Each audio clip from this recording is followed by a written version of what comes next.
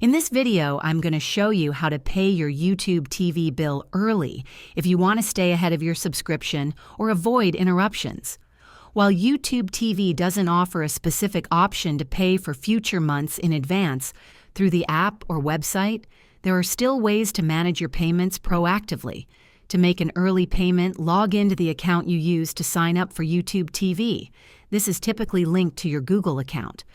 Go to the Billing section under Settings in the YouTube TV app or website. From there, you can check your current balance or see if your payment method needs updating. If everything looks good, your subscription will renew automatically on the due date.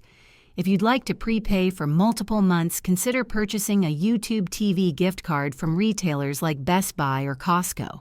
These cards allow you to redeem a prepaid subscription without worrying about monthly charges. Alternatively, ensure your payment method is valid and set up for automatic renewal to avoid disruptions. For any billing issues, visit the YouTube TV Help Center or contact support for assistance. And that's all there is to it. If this video helped you learn how to pay your YouTube TV bill early, please give it a thumbs up and subscribe to the channel for more helpful tutorials. Thanks for watching.